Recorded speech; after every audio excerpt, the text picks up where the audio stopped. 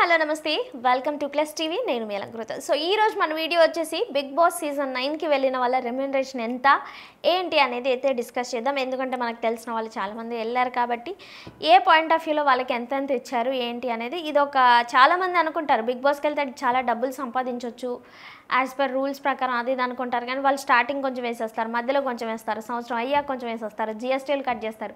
So అందులో ఎంత పోయి ఎంత వస్తుందో తెలీదు. కాకపోతే ఆ 3 months కంటిన్యూస్గా జనాలకు కనిపిస్తాం అంతే తప్పితే అందులో ఎన్ని మిగులుతాయో ఎన్ని పోతాయో కూడా తెలియదు. ఇప్పుడు ఎగ్జాంపుల్కి మొత్తం 3 నెలల మొత్తాన్ని ఒక 20 లక్షలు సంపాదించారంటే ఆ 20 లక్షలు తీసుకొచ్చి ఇలా ఏం చేతిలో బెటర్, దాంట్లో జిఎస్టీ పోతుంది, ఇంకా రకరకాలుగా పోతుంది అనమాట. అయితే జనరల్గా ఈసారి సీజన్ 9కి కామనర్స్ కూడా ఎంట్రీ అయ్యారు కాబట్టి కామనర్స్కి పేమెంట్ ఉందా అంటే పేమెంట్ ఉందనే చెప్పొచ్చు యాజ్ మై నాలెడ్జ్. అండ్ ఇంకొకటి పెద్దవాళ్ళు బిగ్ బాస్ టీంలో ఉన్న వాళ్ళు చెప్పిన దాని ప్రకారం అయితే సో వాళ్ళకి 70,000 80,000 పే చేస్తున్నారు పర్ వీక్ అని చెప్పేసి. ఇందులో పర్ వీక్ లాగా ఉంటుంది, ఎందుకంటే నామినేషన్స్ ఎవ్రీ వీక్ ఉంటాయి, ఎవ్రీ పర్సన్ ఇలా వెళ్ళిపోతుంటారు కాబట్టి సో ఎవ్రీ వీక్కి అనేది ఈ పేమెంట్ అనేది ఉంటుంది అనమాట. 70,000 to 80,000 మధ్యలో ఉంది అనేది తెలుస్తుంది. ఎందుకంటే ఇప్పుడున్న ప్రతి ఒక్కరిలో కూడా సో ఇప్పుడున్న కామనర్స్లో అది చాలా మంచి పేమెంట్ అని అనుకోవచ్చు. 70,000 అంటే మ్యాక్సిమం ఒక 1 month కష్టపడాల్సి వస్తుంది. లేదు అనుకుంటే ఇంకా బాగా ఎక్కువ సంపాదించే వాళ్ళు ఉంటే ఎక్కువ ఇంకా అంత 1,00,000 సంపాదిస్తారు, అంతకంటే ఎక్కువ అయితే సంపాదించరు. అంత 1,00,000 సంపాదిస్తున్నాము అనుకునే వాళ్ళు ఉంటే అసలు బిగ్ బాస్లోకి వెళ్ళారు ఇప్పుడున్న సిచ్యువేషన్స్కి. ఎందుకంటే బాగా కాంపిటీషన్ పెరిగిపోయింది ప్రతి ఒక్కదానికి కూడా. సో కాబట్టి అంత సంపాదించే ఛాన్సే లేదు. కాబట్టి కామనర్స్లో ఉన్న ఆర్మీ పవన్ గారు కానీ, డెమాన్ పవర్ కానీ, శ్రీజాదమ్ము గారు కానీ ఆవిడేదో జాబ్ చేస్తారు, ఇంకా మన మాస్క్ మ్యాన్ గారు కానీ సో ఎంతో కొంత ఇన్కమ్ అనేది వస్తుంది పర్ వీక్. 70,000 అంటే మంచి అమౌంటే, మరీ ఎక్కువ చెప్పలేదు మరీ తక్కువ చెప్పలేదు వాళ్ళు.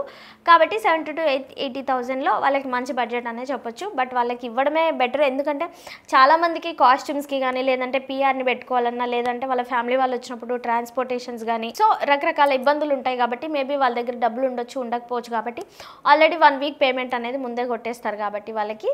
సో మనకి జనరల్గా బిగ్ బాస్ సీజన్ 9 కామనర్స్కి 70 to 80,000 మధ్యలో అయితే పే అయితే ఫిక్స్ అయింది. అండ్ అగ్రిమెంట్లలో కూడా అదే రాసుకున్నారంట వాళ్ళందరూ. సో మరి చూద్దాం. అండ్ నెక్స్ట్ సెలబ్రిటీల విషయానికి వస్తే అంటే అందరూ కొంచెం నోన్ ఫేసే, ఒక ఇద్దరు మాత్రమే నాకు అన్నోన్ ఫేస్ అని చెప్పొచ్చు. ఎందుకంటే సంజనా గ్రలాని గారు కానీ లేదంటే ఆశిష్ షైని గారు కానీ వీళ్ళిద్దరే కొంచెం కొత్తగా కనిపిస్తున్నారు.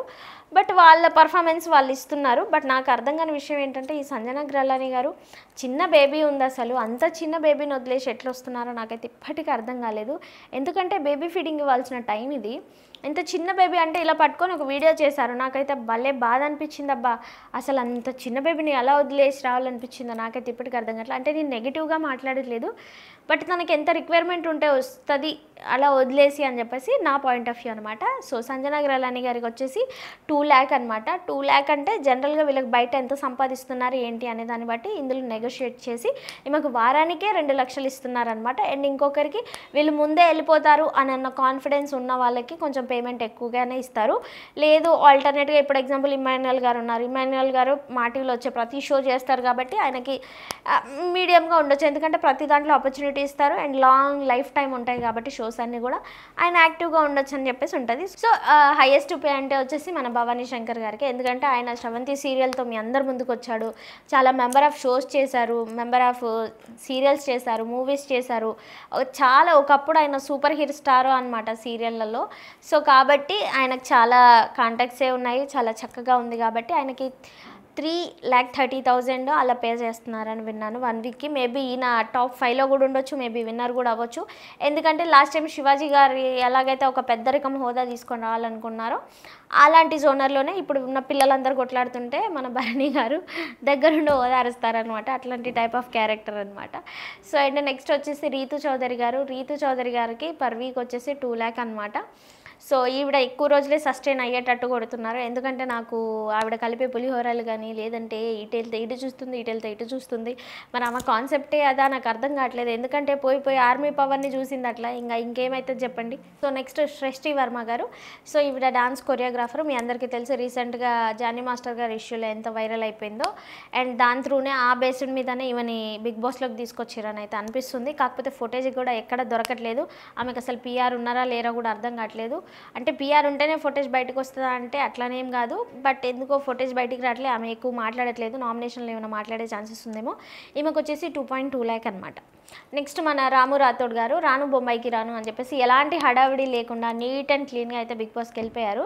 బాగానే పాటలు పాడుతున్నారు. తనుజ కోసం కూడా మంచి పాట పాడడం అయితే జరిగింది. ఈయనకి 1 వీక్ వచ్చేసి 1,80,000.